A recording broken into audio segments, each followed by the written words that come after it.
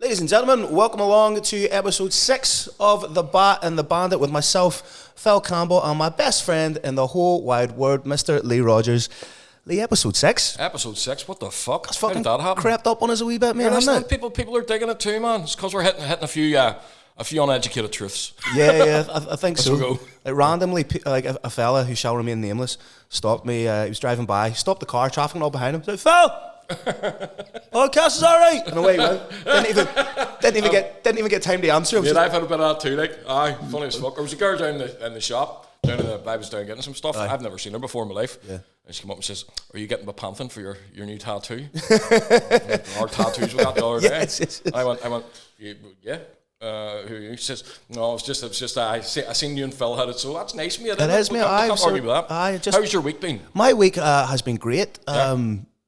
A lot of fun, mate. Like you said, we got tattoos done. We got matching tattoos done. That's the stage of life. It's the yes, that's it, mate. We're both wearing Pearl Jam t-shirts. I'm just glad I didn't wear one of them today, mate. Or else, shit, who gives a fuck? Are we going to do a dungarees week? Oh, 100%. Did you order them? I've ordered 2 pairs of dungarees. Like. You wearing a cowboy hat? I'm wearing a or straw hat. I'm not wearing a t-shirt underneath it. No fucking t-shirt. I'm leaving one of mine hanging. Nipple out. And a cowboy hat. So we got matching tattoos. Yep. Do you want to explain the significance of the tattoos for? Yes. And so, Jack could maybe stick in a wee picture of them. Yeah, of course. Yeah. So we our friends at the Ink Castle. Lovely folk. Yep, good folk. Great tattoo shop. Kurt McMurtry and Jackie. He fucking knew what he was at. Like, he was drumming up business to me, right? But he says, I found my dad. So Kurt used to spend all the 80s, all he done was 80s and 90s just drew like fucking old school flash sheets. Yeah. He's one of the only tattoo studios that still has that in the studio.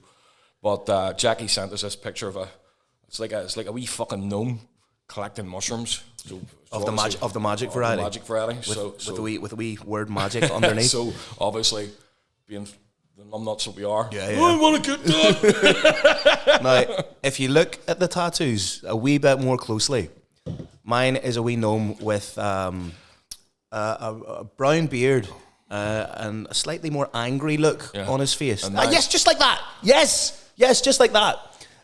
And yours has a wee bit of a ginger beard. And a wee surprise look. And a wee surprise. Just like that. Yeah. So we essentially got one another tattooed upon our persons. And people wonder why there are rumours. Oh, why? Well, listen, I love the rumours, mate. I wouldn't change it for the world, would you? No, not in the slightest, mate. My best friend in the whole wide world, and I love you to death, brother. Same, man. Also, we said that we were going to be shooting the video for the Real Estate. We did that on Sunday for the Real Estate. Oh, great crack, wasn't it? Fucking turned out great. Here, you boys can maybe get a wee black eye or a wee bruise anywhere. Right. So, what was going on was myself and the great and powerful Mr. Ian Mahood were choreographing a wee fight scene. Now, it turns out Ian's a fucking method actor. Because the cunt chinned me. He did. So it turned into more of a spar than it did a choreographed scene, but I was great crack. I really enjoyed it. Big shout out to Nikita. Oh, yeah. If she hadn't been there, this wouldn't have got fucking done. No, we would have sat around and drank a box of beer and done nothing. And says, "Hey, we could do all this next week. Do you want to just do it?" No, she came in, put the fucking screws down. Yeah. Says, "Right, here's what we need." What about the kids from Evolution Boxing Club? Fucking great kids. Brilliant. See, just getting to see them for their. I mean, they're all getting a wee shot in the video, which is great. But just seeing them hitting pads with Ian or hitting his hands. Seeing these kids, 10-year-old, just fucking. Oh, it was great crack and wonderful to see. Our wee Tony and Danielle had a bit of a dry run for next year, so they're getting married next year. Aye. And Danielle looks stunning.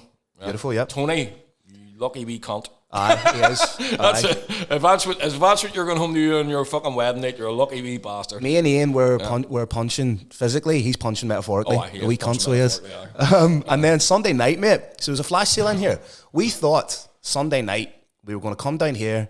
After the shoot. Yes. Nikita was going to do a few tattoos. 5 or 6 maybe. Yeah, and we were just going to sit at the front. We invited a few pals down. Great time. Sit and have a few beers, talk shit, that kind of thing. That didn't go to fucking plan at all. The queue was down the street. Aye. When we pulled the car up, the queue was down the street. I just went, oh my God, because we were already tired after the day. Aye, tired. She must have been busted because she directed the whole fucking shit. I was tired and about 8 beers deep as well by the time I arrived. 8 beers deep by the time you were there. Aye. So I says to Nikita, I says, do you want me to jump on? Her being her, she says, no, it's fine. I'd be able to get through all this here. And I says, you really won't. because that queue was getting longer and longer. Yeah. And the thing with Flashlight, I think this is maybe indicative of a wider societal problem. People aren't used to waiting for anything. There's no such thing as delayed gratification anymore. It's the same with like the same way people can only really same reason we release little reels of the show because they don't have the attention span. They're easily digestible under a minute. So people were getting a wee bit fucking testy. How long does it having to wait, but it all came together about 40 odd tattoos. 40 odd tattoos knocked out each. Yeah. So that was and you know what? I mean, my week then started off quite quiet, which was sort of glad of. So I feel I always need to put a video up just saying, guys, my week's pretty quiet here. Yeah. If you want to come in, you can come in, do walk-ins, and I ended up fucking slaughtered then for the last 2 days as well. Feel like I haven't had a past 2 days. You've been flat out, and you could do a wee rest, mate. I could, and we will get one at the weekend. Yeah, happy days. Apart from that, mate, how's everything been, mate? Everything's been good, man. You know, here, Headspace, alright? I feel that before we kick into what we were talking about, we're going to kick into. Yes, mate. I feel that there's a mental health male. I'm a man, so it's from a fucking man's perspective. Sorry, biological male. Okay, yes. Right. A cisgender male, if you will. Cisgender. Anybody calls me out, they're going in front of a car. Mate. Do you know what I mean? But go ahead. So for the men's mental health thing, my father passed away about 7 years ago. Yeah, and we've talked about your dad a fair bit. Yeah. I think we should. I think it's a nice place to be able to kind of bring him up because he would have fucking loved this. He would have been sitting there beside Ian. You know what I mean? Yeah, laughing away, eating a bar of chocolate that he's not supposed to be eating.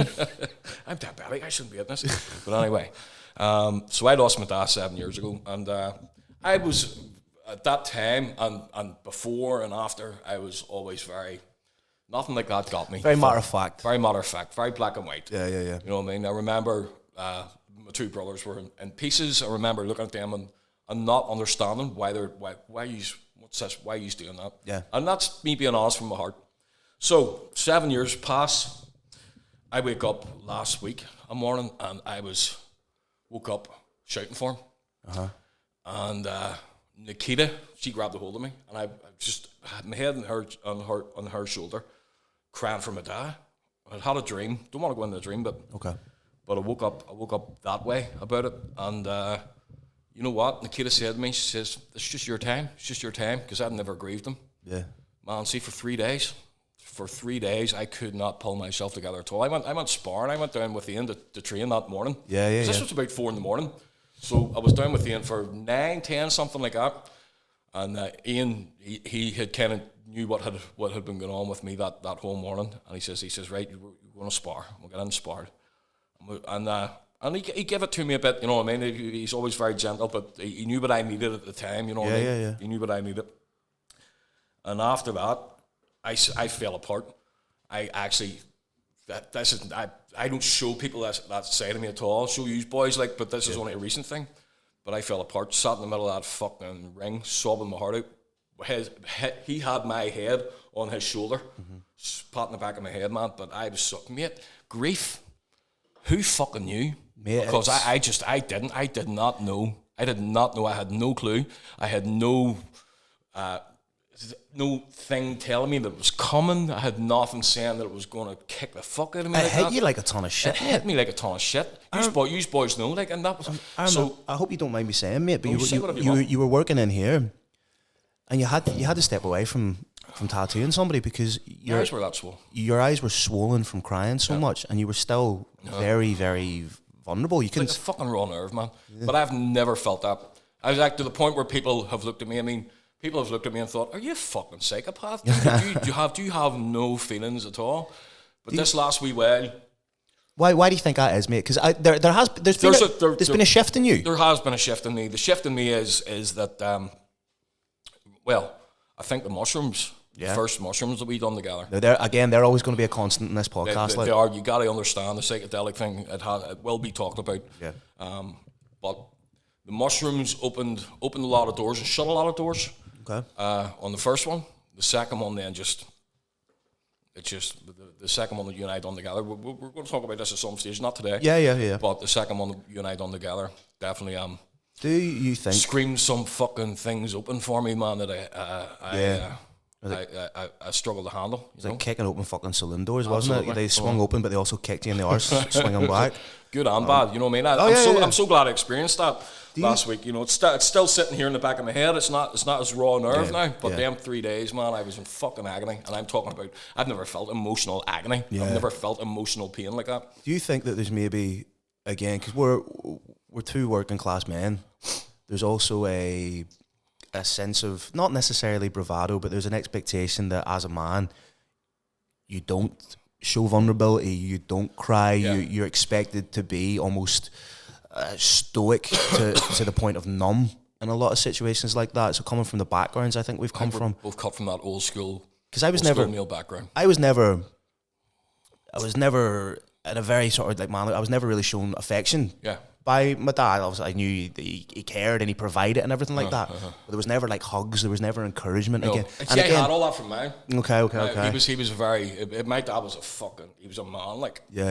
And he was one of those real old school hard working hard in the Wolf shipyard all his days. And but he was never afraid to come here, you know what I mean? And that's the way I am with my kids. But lucky bastard. Mate.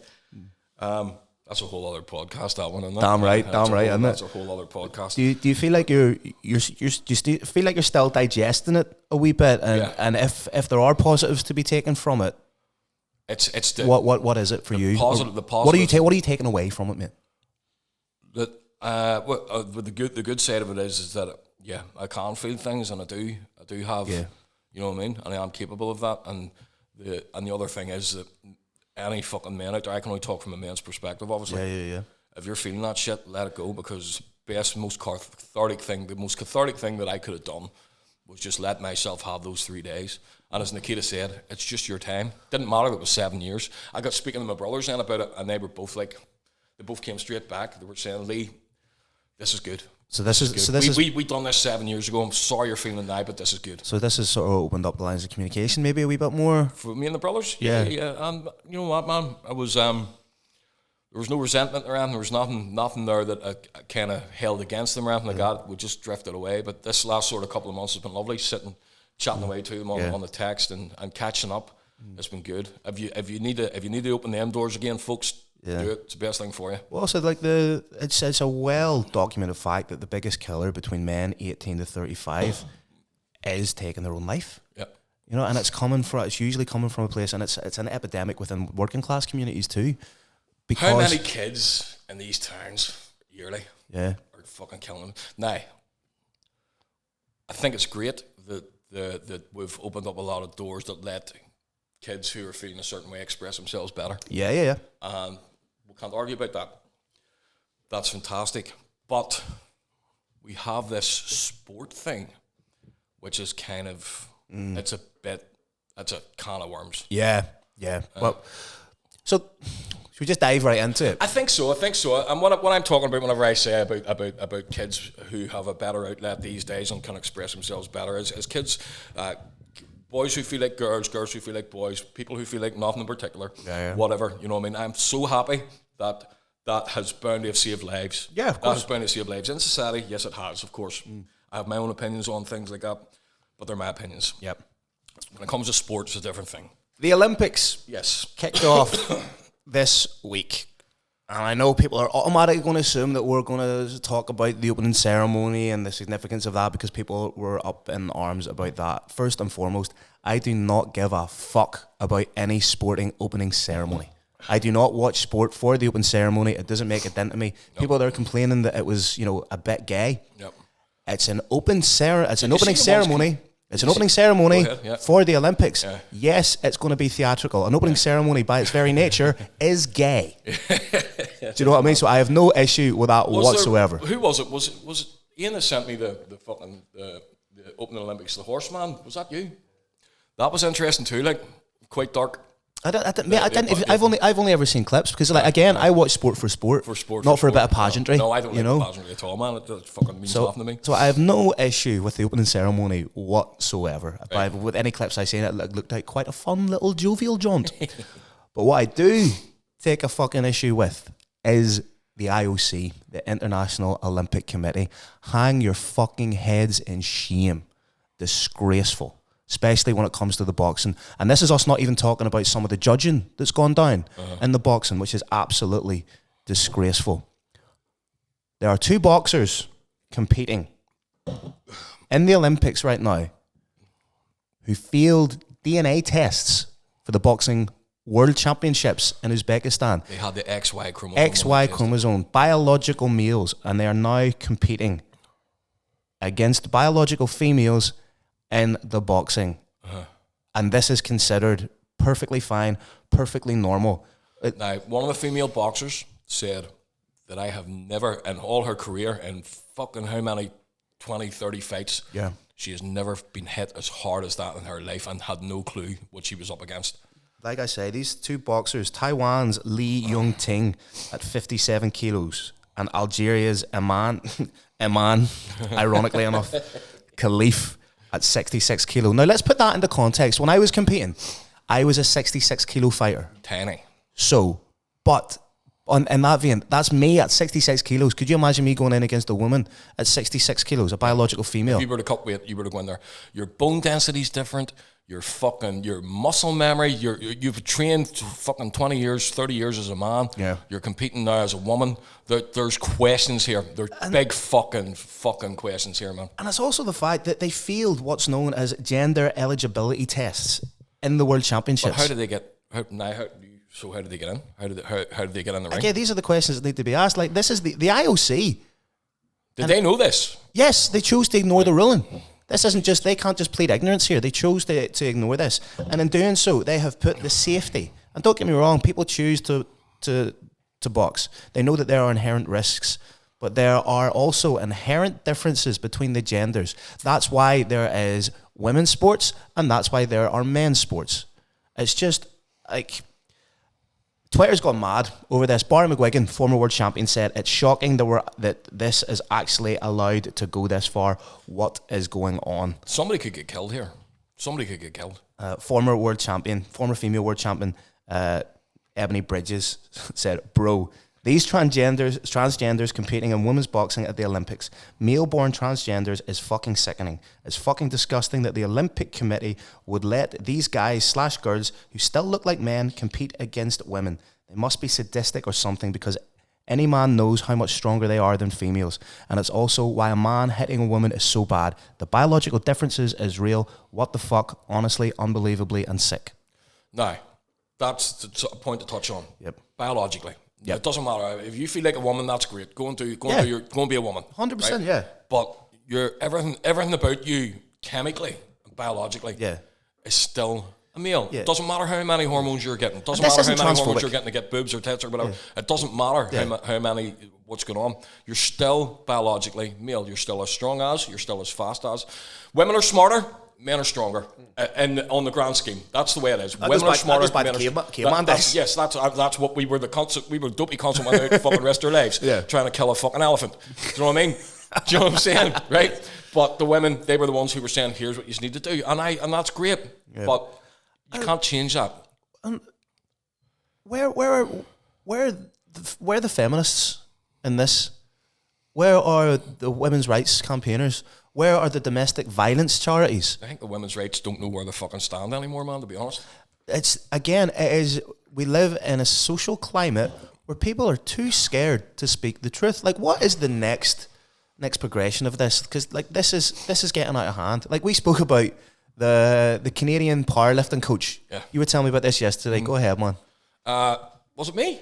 Yeah, Canadian powerlifting coach was sick of his female athletes losing out to transgender weightlifters. That, man? It was somebody telling you. You're the only person I talked to. So sorry, it wasn't me. But go ahead. Sorry, a male Canadian powerlifting coach decided to enter a female powerlifting competition. Says he identified as female in that moment. Right. Smashed all the world records. and nobody batted an eyelid. Fucking hell. Because this was... That's the first I've heard this. Nobody objectified to it. He did it to make a point, to show just how ludicrous this has become. Then once he had finished the competition, broken all the records, said, I'm a male now, I'm gender fluid, so I am. So I was just a woman while I was doing that. He did that just to highlight the absurdity of it. But I mean, the Olympics is laughable at the minute. There was another point, and this is the last sports Eurovision. This is the last I'm going to touch on the Olympics, because it genuinely makes me fucking angry. Boils your piss, mate. Something shocking. It's ridiculous, disgraceful. Like I say, if you're a member of the International Olympic Committee, I am offering you a fucking fair go right now. You rat. Only males though, or those who identify. Anyway, not getting into that. So there was brilliant. Another hot button topic that came out of the Olympics was the horse rider, the three-time dressage gold medalist Charlotte Dujardin. Did she kick her horse? This was a video that was only released a couple of weeks before the Olympics, but had been taken 4 years ago. Did the horse kick her first, maybe, or something? So she hit the horse 24 times with a whip. Right.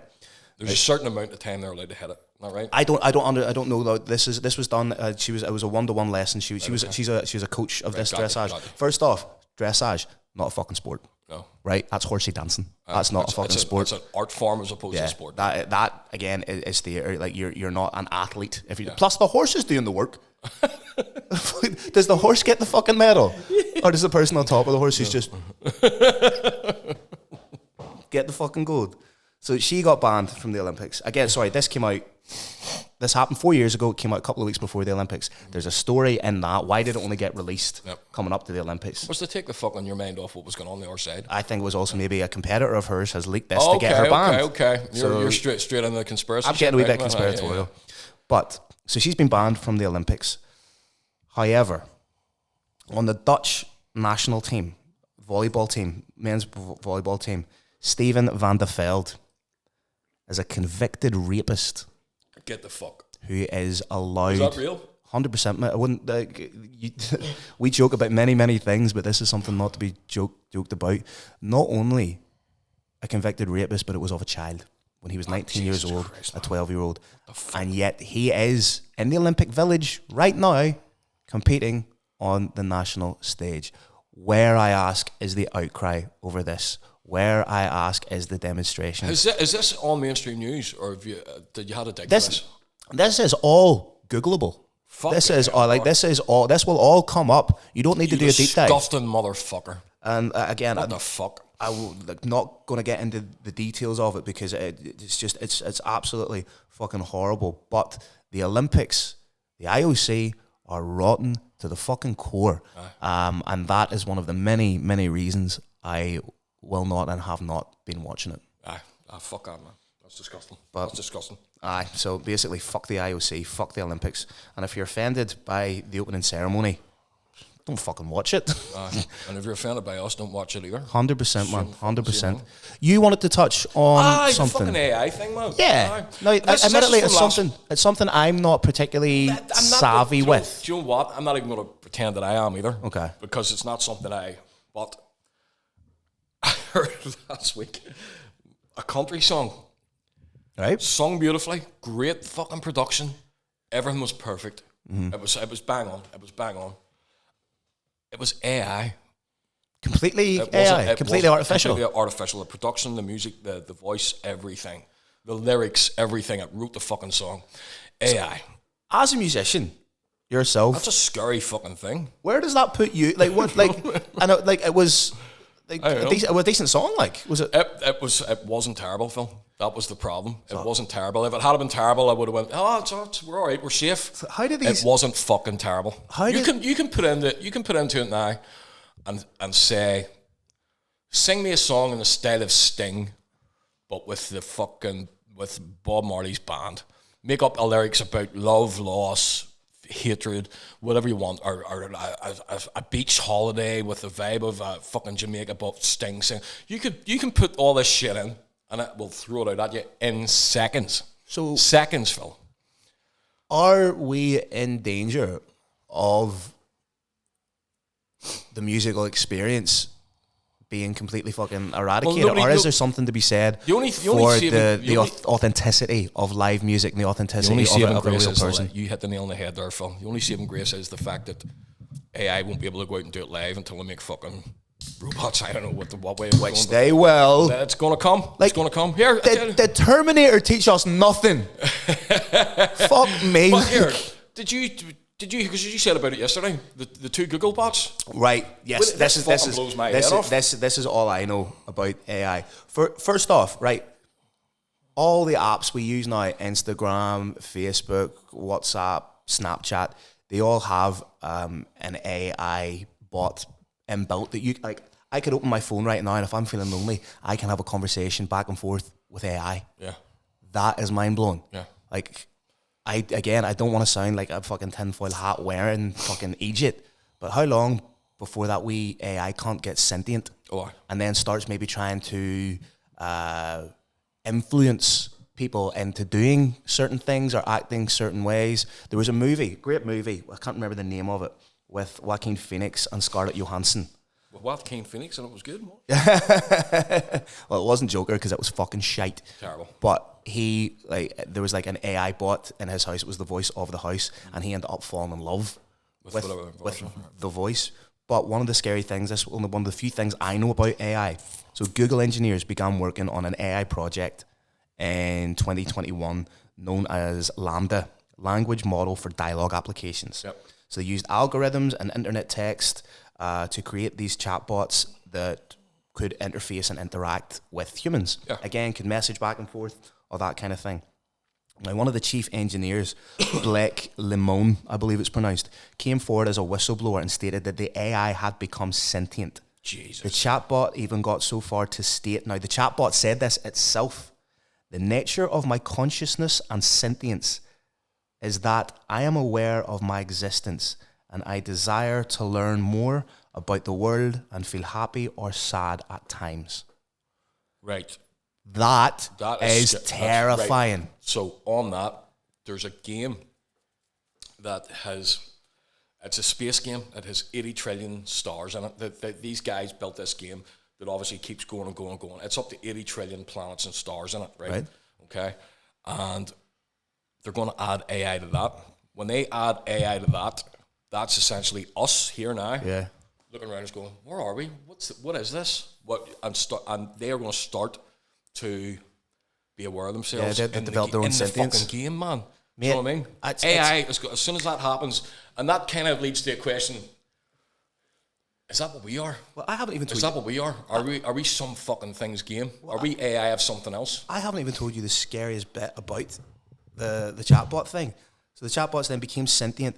They began to communicate with one another in an unbreakable, indecipherable language. That wasn't written for them? No, that wasn't. Oh my God, mate. Pull the plug on that bitch. Fuck me. Like, again, I'm serious. Like, has Terminator... But it comes to a point where it doesn't matter what plug you pull. They are still going to exist in the ethosphere somewhere anyway. Yeah, but know what I mean? You raised an interesting point. We use the term NPC a lot, non-playable characters. Yeah. And we actually make jokes about that, being people in your life that are that. So there are people running about who really aren't... sentient is... It's a cruel thing to say, but I think being aware of yourself is a different thing. They're ghosting their way. They're specters, really. Yeah, they are just floating through life, like you say. All their preoccupation is getting the latest upgrade for their phone, going out for a pint on Saturday with people that they consider friends, all that kind of thing, rather than actually questioning what's going on around them, the motives behind things, the who, the what, the when, the where, the why.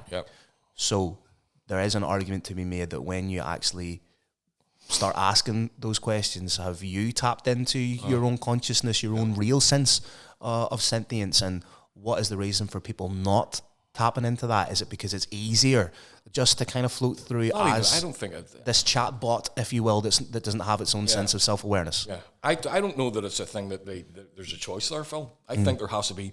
There's a lot of people that haven't had an experience that has shocked them into that moment of what the fuck. Do you know what I mean? Yeah. You know, right. So this might be a bit of a controversial take. Go ahead. But I think the drug addicts, junkies, people that are on the street fucked with needles hanging out of their arm are the people who, if they weren't doing that, if they could channel, they're so aware of themselves that they need to numb it. I think. Now I know there's people that aren't like that. I know there's people who live day to day looking for that hit, and that's just the way they get through. But there is people there who are lying on the streets now who could change this fucking world if they weren't lying on the streets with a needle on their arm. Do you know what I mean? I think there's a certain mentality that takes you to be that. That if you weren't that in that position, and that was never a thing, you'd be away this direction doing this crazy shit. Well, sometimes, like a lot, on a very, very, very minute kind of scale of that, as a big tizzy bastard myself, I got autism, yeah? I need just a wee bit. I don't know if I've ever talked about it, like risen with the tism. Anyway, I can't go to sleep without some sort of sensory stimulus. Yep. I need to listen to a podcast. I need a distraction to go. So you fall asleep with this in your ears? Yeah, I fall asleep listening to something. It's still going? Yeah. Do you have a timer? Yeah. A lot of time, or if it's a Joe Rogan, I'll just let that play. Yeah. But if I'm sitting there and I don't have something like, because a podcast is essentially a conversation that you're almost like a voyeur to. Yeah. You're part of it, but you're not interjecting. Exactly. So that's what I love about podcasts. That's one of the reasons we do this. But if we kind of have to do this. 15 years in the making. This shit. Yeah. Like I say, cheaper than therapy. But if I'm lying in bed and I don't have that and I'm just in my own head, I fucking hate being in my own head, because then I'll do things like I'll catastrophize. My anxiety will go through the roof. I'll start playing out scenarios that may happen, that have happened, what I could have done differently. Hindsight will kick the cunt out of me. So I need to dull the noise a little bit. And I know lots and lots of people are like that. So rather than confront some stuff like you're saying, maybe actually make yourself open to those things. We look for things to dull out the real noise. Yeah, and again, for a lot of people that like that NPC mode, that could be the new phone. That could be the chasing the material. Where's your head up with the fact that you have a personality not unlike mine? Yeah. That when you love something, you're gonna do it to death. Oh God, yeah. Do you know what I mean? Yeah. You know what I mean? And we've both been there. Yeah, I become obsessive in a few different ways. We'll just say, right? Yep. Okay. That's why we can talk about shit like this. Yeah. Drugs. Yes. Yes. So. Which again, like we make all jokes about this and everything, like but if you need help, go and get fucking help. Yeah, like as two guys that are like away from that ebb of things completely. Recovering. Yeah, we 100%. That's, you know, I look back at some of the things I've done, I'm disgusted at myself, like, because of it. But yes, we do have that addictive personality, which can be a positive and a real negative sometimes. But that's what I'm saying. So it's where I have that, you have that. I can't have anything when I'm falling asleep. Even the TV on now, like with the sound off, the lights, I still see the lights when I'm closing my eyes. That fucks with me, so it does. Yeah. I need to have darkness and silence. See, that's alien to me, like, because I even. But then again, I like where I go when I go to sleep. Okay, because for me, like, again, this sounds so fucking emo, like. But you are we emo like where are you? Sorry, I'm so sorry. Yes, but the silence can be the loudest fucking part of my day. Right, you know, just stuck in my own head, and like that can be, I can nearly be fucking. And I know it's a cliche, but it can nearly be fucking deafening, man. Mate, I mean, this place here, has been a godsend to you and me. Oh, mate, hasn't it? See the routine, just having a purpose every day to get up and go. I mean, we both work. We both work. Yeah, but our jobs are. We're basically like fucking transient vagabonds. That's it. We get paid lots of money to do very little. Yeah, to do very little and do something we love as well. But it also leads itself to periods of inactivity, which leads to fucking destructive behaviours. Exactly, and that's something that we both have a tendency for. I need routine in my life. This has been the best thing that's happened to us. 100%. I'm studio like to come through. I'm so much fucking healthier. I'm so much happier. So much happier. Like, look at all the nice things that happen whenever you put yourself in better positions, though. Yeah. We don't need to go into it, but that's by intelligent design. Yeah, that's not happenstance. Exactly. You put yourself in a good mind space, in a better position, in a better physical place as well as a mental place. Just nice things kind of happen. It's like a gravitational pull, isn't it? Yes, exactly. I'm at the stage of the game where if I wake up in the morning and I'm in a bad mood about something, I now know conscious that effort to change that. if I don't nip that in the bud now, Yes. this whole day is going to attract Yeah. bad shit towards me. Yeah. Bad things that you don't want to. You know what I mean? So it's not It's like almost like that. It's almost like that book I was reading, The Secret, mate. fuck that, bro. Get fucked. You know what I mean? But it's like it's a more kind of grown up. Don't step in the cracks of the pavement and your mal not die. Yeah. It's you know what I mean? But because we've experienced it so much, because we know that, how many times have you been on a fucking downer, man, 2 days in the fucking bender? Yeah. And you're off it and you're finished with it. And the shit that comes to you those next 2 days, the calls you don't want to have, the fucking letters the you don't wanna news, see, you know what I mean? You know what I mean? You don't just, dude, you're like a magnet. Exactly. You're like That's a it. fucking magnet for dark shit. That's it. But and again, you need to be. It goes back to this notion of sentience and consciousness. You need to be sentient enough to know that you're projecting a wee bit there. Like, I've got so much better. You see, when a good thing happens now, I used to always be fucking dubious of it. Like, you're on the right. Where's the fucking? Yeah, where's the punchline here? That's exactly Where's it. the fucking punchline? I used to think, well, fuck, I don't deserve this. I used to ask, and again, I'm getting very hippy trippy here. I used to ask the universe for stuff, which is wrong. No, tell it. Yes, that's it, 100%. I'm the same as you. Every atom in me is the same as you. Yeah, so whatever I am's in you, the vibrations are the fucking same. Let's match that up. This is what I need. Not even this is what I need. This is what I want. Yep. And you get it. So mote it be. Like, you're not asking for things anymore. You're deserving. There's the key. You're deserving of these things. Like, even on a very, very simple level, I deserve to be happy. I will be happy. I am happy. That's all you're looking for. And you're throwing it out there. Fuck me. We went on a wee.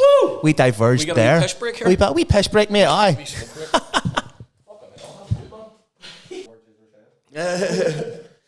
Back in, are we? Yep. Folks, welcome back to the second half of the Bat and the Bandit podcast with myself, Phil Campbell, my bestest friend in the whole wide world, Mr. Lee Rogers, and we bit heavy. We have a wild tendency to go a wee bit heavy duty. Let's lighten this shit up, the front nine. Let's and lighten this the back nine's a wee bit more chilled, mate. You know the way. We're a pair of funny cunts. Yes. People have often asked what our major comedic influences are and where that, because we have a very very similar sense of humor, but it's also very very niche. Yeah. Like, when you were what did you find funny growing up? Because what I found funny growing up was always different from what the people around me found funny. Do you know what? I remember growing up watching Billy Connolly. Yeah. Bill Hicks. Do you know what I mean? Bill Hicks, the goat. Fuck me. Yeah. Every comedian these days that are out doing, every cool comedian, they're out doing their shit. Yeah. You can almost trace them back to Bill Hicks. Yeah, even Bill Hicks and George Carlin. Yeah. They're sort of their cadence and their speech patterns and everything. And how they kind of put stuff across. Yeah. Bill Hicks was the fucking man. There just isn't enough material. I've watched it to death. Because you know what I mean? What age did Bill Hicks die? Oh, he passed away. 32, 33, something like that. 1991. I think there's only like 2 or 3 like hour-long specials kicking around. And then lots of snippets of live shows and stuff. And you know the saddest thing about him? He died of pancreatic cancer. Yeah. But when he got diagnosed, I mean, you'll see the last 2, I think, Relentless and can't remember the last one he done. But he was sick when he was shooting them, right? And this fucking heartbreaking story about him being on stage and his girlfriend in the audience every time he was playing, because he said, there's going to come a time where you're going to just have to maybe take me off stage, so I want you to be there. Yeah. And this fucking time, man, he was just, it's on YouTube somewhere where he's so slight, he's like this. Yeah. He's like, because when he was healthy, he was quite a big dude, wasn't he? Oh, wow. He was quite a thick guy. Yeah. And there's just this moment where he's standing on stage and he looks down, and mid-sentence, man, that he just puts his head down and says, can't do it anymore. Fuck. Come and get me. Yeah. And she goes up on stage, and that was him. 2 days, he was dead. There's, again, not to get too deep that in breaks my fucking heart, man. Not to get... You okay, buddy? Oh, give us your hand kills out, me, man. See, when I think about stories like that, whoa. There's... So an observation, because we love stand-up. Yeah. We love stand-up's one of my favourite art forms in the world, without a shadow of a doubt. I've done it on the Titanic myself. Episode 2 to the top? Was that episode 2? Maybe we were talking about that? If listeners can remember that. But it's the old cliche, the old sort of Greek thing of comedy and tragedy. Yep. So where there is comedy, there's tragedy. Where there's tragedy, there is comedy. The two are, there's an up, there's a down. Yeah, the two are inextricably linked. And it's the old adage of the tears of a clown. A lot of comedians at the highest level are fucking tortured souls. Absolutely. Themselves. And it's almost like a form of therapy for them. And it's usually like the Robin Williams pops to mind straight away. Yeah. You know, if you listen to any of the interviews of friends and family of his, he was the guy that went in their room, could spot the person who was having a shit day, and he would make a beeline towards that person, bring them out of themselves. But I have a theory that if you are that person, you're capable of shit like that too, man. I've seen you kind of singling out the person that needs the needs the giggle, you know. I can be a wee bit. It's being sensitive, sensitive, and like I'm a sensitive guy. Like I'm a crier. But you're sensitive to a room as well. Yeah. Oh yeah. I can be a cold motherfucker. I like to think I can pick up on things. Working here, I can tell straight away who needs it. Yeah, if I know straight away within 2 seconds if somebody comes in here if they're getting a memorial tattoo or not. Yeah. Little things like that. Yeah. But again, my theory with things like that is, yes, it's great to be a bit of an empath. Yeah. But then once you take that away from somebody and you lighten their load a little bit, you lighten their day. Where does that go? Where does that go? That goes in there. That goes into your middle. I said that years ago about tattooing. Before I kind of jumped off the ship to go and join this other ship, and playing and stuff and touring. That was always the thing. You know what I mean? I remember saying it in an interview that no matter what, you get to hear stuff that you don't want to hear. And no matter what, you're taking that. I mean, you're dealing with blood, and as occultists, openly, when you're dealing with blood, and you're opening somebody up, no matter how. I mean, it's a surgical procedure. Yeah, there's an intimacy to it. There's an intimacy to it. Yeah. But when you're dealing with blood, I think it just releases something in and around that you. If you're susceptible to it, you'll pick it up. I'm kind of seared. I've seared. Yeah, a lot of myself to consciously. No, maybe not consciously. I mean, I wasn't the fucking warmest of bastards anyway, Phil. Do you know what I mean?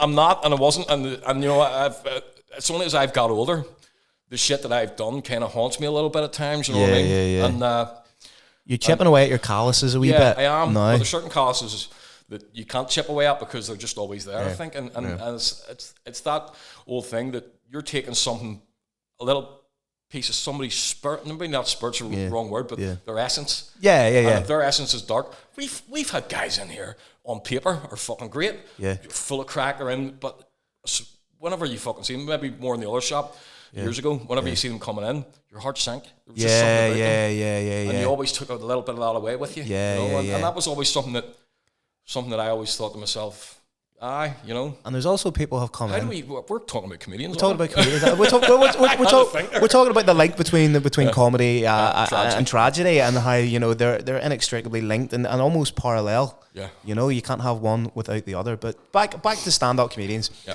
There is a little bit of a shift away in stand-up comedy now, away from the woke agenda. Thank fuck. Which I fucking love. Yeah. Shane Gillis. Yeah. Who we are fucking huge fans of. If you think you're woke, you're fucking sleeping. 100%, man. Simple as that. Because there used to be a thing in Hollywood. It was go woke or go broke. So you had to fit in this narrative. But comedians like is it Dan away? Yeah.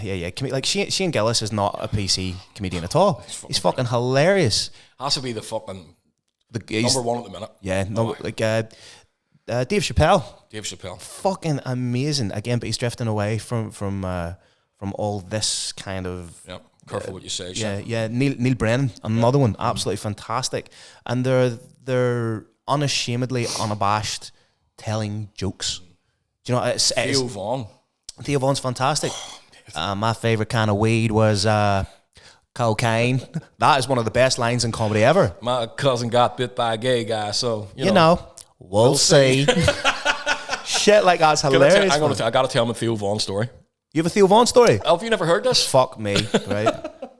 I'm going to play on my phone here for 5 minutes. So I was in Nashville last year. Have you been to Nashville? A couple of times, and I was a bit. This time I was there last year. And, not bashful about Nashville. Go ahead, mate. Sorry, but anyway, and I'm sitting in this breakfast joint with Diana, who's like my handler out there for music, you know, and Dan and me quite close, chatting away and stuff like that, and she's telling me what we're doing that day. So I'm here, she's here. There's this guy here with the hair, kind of scribbling shit on his notepad. The mullet. And I'm sitting, and it's just a breakfast bar in a like a breakfast restaurant. And Diana's telling me, so, you know, Lee, we got to do this, we got to do that. Are you okay with this lyric for that? And she's yarning away and shit. I'm not even listening to her, man. I'm just looking and looking. And she looks around and she goes, what do you keep looking at? I says, Dan, I think that's Theo Von. And she says, I don't know who you're talking about, right? She had no clue. I says, I'm telling you, I think that's Theo Von. But I started to see him looking around at us, because he could hear my accent, obviously, which is a bit strange out there. Aye. And so I purposely just started going, yes, Diana, yes, no, not even looking at him, you know, talking to her and stuff, but I wasn't hearing what she was saying because I was too busy going, I gotta fucking speak to him. I gotta speak to him. So he's looking and looking anyway, and he goes to pay for his breakfast. He's like, the girl, you know, check or whatever, and he's hooking about for his wallet. And I went, I buy his breakfast. I get it for him. And he was like, oh man, you know. And he came over and he says, what's your name? And he says, I'm so glad because I didn't even have my wallet with me. You know what I mean? I end up shaking his hand and they introduced themselves to each other and stuff. And I says, man, we're big fans here, but fuck, I never even got a photo, man. So it could be telling nice. But no, no, you're a trustworthy guy. No, Theo Von, fucking hilarious. Again, darkness in him, recovering addict, and there's a darkness in him. But he loved the cocaine. Yeah, yep. Probably other stuff. But. Yeah, one of the funniest men alive. Just weird observational stuff. Described the Dutch people as being aerodynamic because of the shape of their face. Just dumb shit like that. Social media has given rise to a lot of. I think there's some funny bastards doing shit. We got the guy Matt Rife rose to prominence through the likes of TikTok and everything. Carter Vale, with the songs that he's doing. We're guys. Dirt man and all. We're guys. Yeah. We keep a little dirt under my pillow for the dirt man in case he comes to town. We sound all right there, don't we? That was all right. Somebody should have took a harmony. I was going, where is it? But like likes of TikTok and everything, they're giving rise to viral comedy, and like all you need is that one wee thing to hit. I know. To hit the social consciousness, and it gathers legs and goes mad. Yeah, and that's a certain fucking thing though. That's a certain mindset. See if something hit for me on TikTok, I'd shit myself. I'd be like, for fuck's sake. But even something as simple as like the hook to a girl. Hook to a. What the fuck? Like, she's talking about spitting on a dick. Let's call it what it is. She's talking about spitting on a dick, listen, and there was not a minute she was having a bit of fun. No. And ended up going fucking haywire. And now she's making bank off that. But again, that's the thing. I think if you're trying to create a viral hit, you'll not do it. It has to be off the cuff. In the same way, very much like we always bring stuff back with parallels to fighting. If you go looking for the knockout punch, you're not going to find it. You're not going to find it. So I think that's like the scope of comedy now is fucking great, and people are less cautious about like this. I think this whole cancel culture is starting. Gillis talking about his Uncle Danny. Has to be one of the best moments, best 5 minutes in comedy that I have ever seen. And you know, he got sacked from Saturday Night Live as a writer because of a joke he made. Yeah. And he has come full circle now, has gone on and hosted Saturday Night Live. But it's back in a time when people were super, super sensitive. And, mate, you choose to be offended. We're talking about that. Well, there's things that are going to keep coming up on this podcast. Yeah. And that's one of them. Yeah. Right? You choose to be offended. We never say anything with the intent express of offending anybody. If you are offended, go fuck yourself. Go fuck yourself. That's your choice to be offended. We're not trying to offend. If you disagree, engage in a wee bit of civil discourse with us rather than just like. I mean, we're never confrontational. We don't want. We're not. You know what I mean? We're champions. Despite telling you to fuck off, we're not confrontational. We're not confrontational. But here, Lee, tell me this: what's your favourite joke? Man, you know what? See, lately, there's been a few of us just saying fucking. Everybody's been kind of filming themselves doing it and saying it to each other, man. And I don't think I could even say the one that my favourite one in the minute's one that Ian Mahood told us last week. That's not for public consumption. We couldn't say that. Everybody hit Ian Mahood up and ask him about his favourite. Ian Mahood Evolution Boxing Club. I've got a few of them. One of my favourite ones, and play along here. Yeah. What do you call a black guy that flies a plane? Whatever his name is. A pilot, you fucking racist. I didn't say that. That's a good one. I went, my dad was not very well. Not very well. He was in the hospital. He had a stroke. Yeah. So we're all there around the bed. We don't know what's going to happen. So he wakes up. He looks up at us and says, what happened? We say, Dad, you've had a stroke. Looks up at us and says, stroke? Sure, I barely fucking touched her. Fuck's sake. That's terrible. Right. So, are we doing this, are we? Right, one more, then we're going to finish with listener questions and then we're getting the fuck out of here. Okay. So, boy walks in the bar. He's up to the barman. He says, can I have a pint of Guinness, please?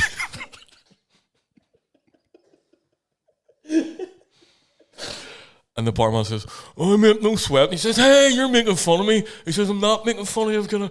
I've got a cleft palate. He says, so have I. He says, there you go. High five each other, all right. Next thing, this big black guy comes in.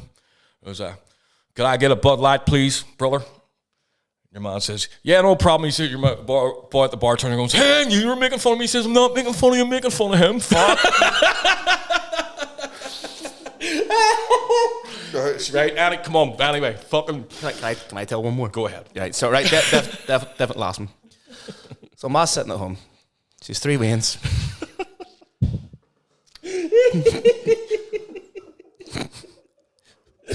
Right, go. Petal. I know that one. Raindrop. You're gonna do this one? Yep. Right. Petal. Right. Raindrop. And brick. So Petal goes up to her mum. Mum? Yes, Petal? Why am I called Petal? Mum looks down at Petal and says, okay, well, the day you were born, and the doctor handed you to me, held you in my arms, the window was open, and this beautiful breeze brought in a petal from a flower, and it just cascaded down and landed on your forehead. We thought it was a sign from God. So we called you Petal. Petal looks up and says, oh, Mum, that's lovely. Thank you. Petal goes away, happy. Raindrop comes up and says, Mum, why did you call me Raindrop? I said, well, baby girl, when you were born and the doctor handed you to me and I held you in my arms, so full of love and contentment, there was a little breeze and it was raining outside. And this little raindrop just landed on your forehead and we thought that's a sign from God. So we called you Raindrop. Raindrop looks up. Thanks, Mum, that's lovely. Goes away. So Brick comes up to his mum, looks up at his mum and says,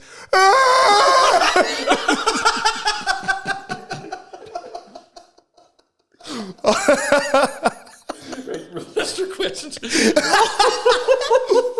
Oh, right. Oh, mate, I broke in his sweater. That's awful. Well, fuck me. If I'm ever going to get cancelled, it's there. Do you know? That's a belter joke. Also, we cannot claim ownership for any of those jokes at all. No. Right, listener questions. Let's dive right into it. Bum, bum. You okay, big man? Yes, man. That kills me out. First one. Who would win in a fight between me and you?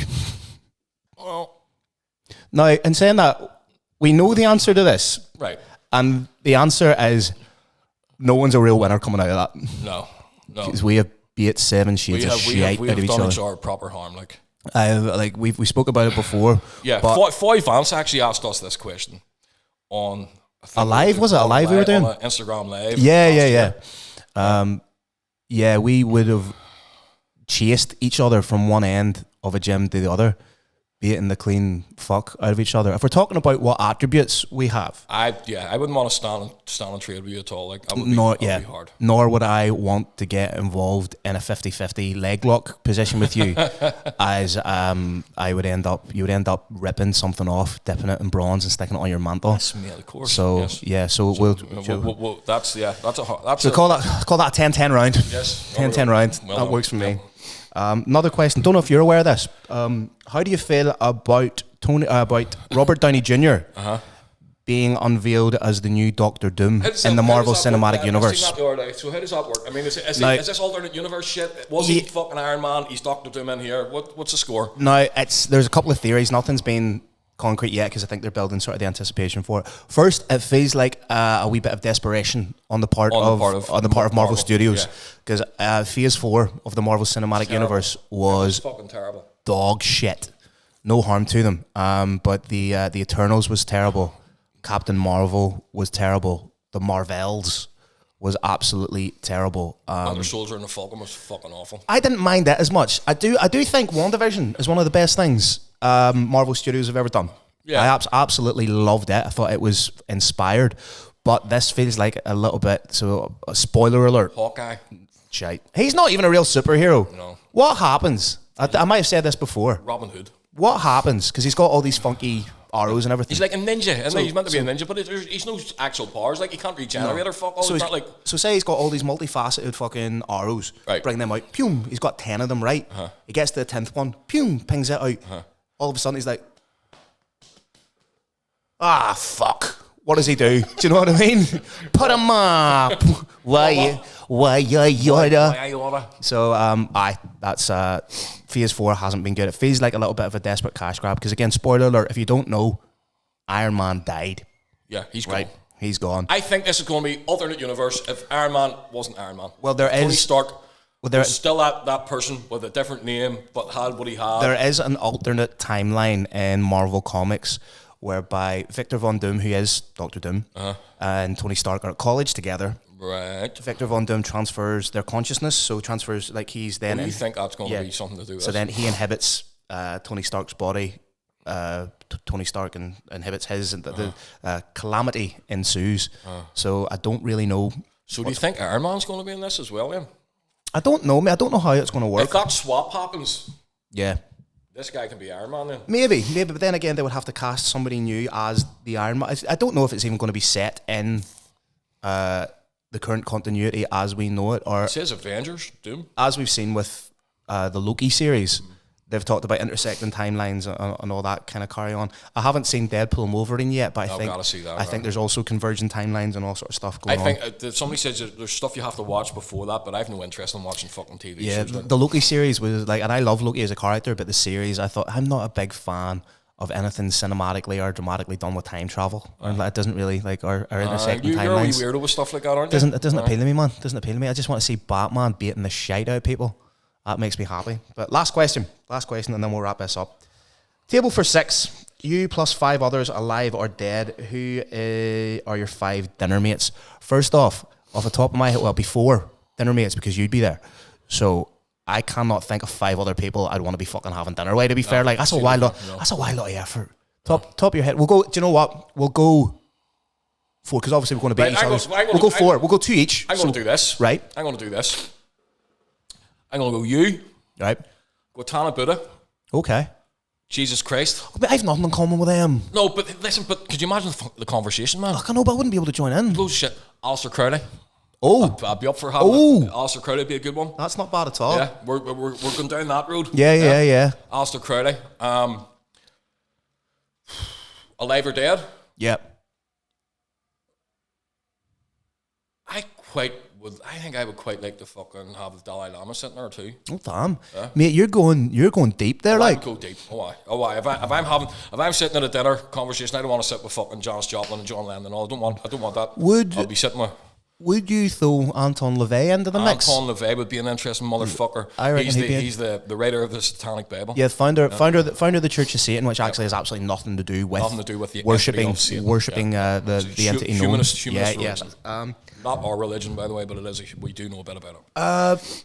Bill Finger, right? Bill Finger, who was one of the co-creators of Batman, Bob Kane and Bill Finger, but Bill Finger never got the credit he deserved until after his death. Because I remember the 1989 movie came out. Yeah, it was just Bob Kane. Yeah, and I had the accompanying artwork book that came with it. And it was all Bob Kane. Yeah, so Bob Kane kind of took the credit, and Bill Finger only recently, in the past maybe 15 odd years or so, only got the credit he deserves. So now, cinematically, you'll see the Batman created by Bob Kane with Bill Finger. Right, okay. So he's finally getting a little. It's the same with the guys that created Superman, Jerry Siegel and Joel Shuster, I believe. I only know Jerry Siegel. They only got didn't get any recognition or any.